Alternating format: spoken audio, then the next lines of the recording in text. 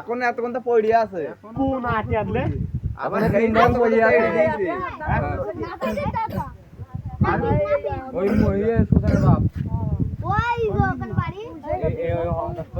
আমাদের উপজেলা নির্বাহী অফিসার মহোদয়, ওনার কাছে একটু অভিযোগ আসে যে পারকৃষ্ণপুর মধ্যা ইউনিয়নে প্রায় 400-500 পাখি একজন কৃষকের ক্ষেতে বিষক্রিয়ার মাধ্যমে মারা যায়। এই খবর পেয়ে আমরা আসার পরে আমরা যে জায়গাটা নিয়ে অভিযোগ ছিল ওখানেও গিয়েছিলাম।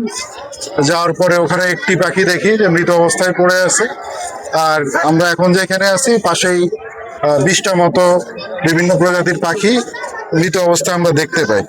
তো আমাদের বন্যপ্রাণী সংরক্ষণ আইন 2012, এই আইনের যে বিষয়বস্তু, কেউ যদি উদ্দেশ্য প্রণোদিতভাবে বা অসৎ উদ্দেশ্য নিয়ে পাখি শিকার বা বন্যপ্রাণী শিকার করে তাহলে তার শাস্তি অর্থদণ্ড এবং কারাদণ্ড বিভিন্ন মেয়াদে আছে।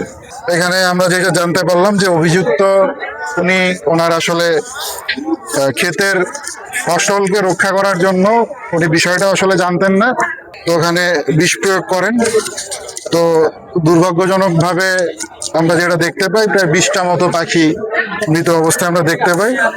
তো উনি ওনার ভুল স্বীকার করেছেন এবং আইনটাও আসলে সচেতনভাবে উনি কাজটি করেন নাই। তো আমরা বন্যপ্রাণী সংরক্ষণ আইন 2012-এর 26 ধারা অনুযায়ী যেহেতু অসতর্কতা বা না জানার কারণে কাজটি করেছেন, ওনাকে এই আইনের সর্বোচ্চ শাস্তি 500 টাকা জরিমানা করছে এবং ওনার কাছ থেকে আমরা মুচলেখা নিব যাতে এ ধরনের কোনো কাজ ভবিষ্যতে না করে।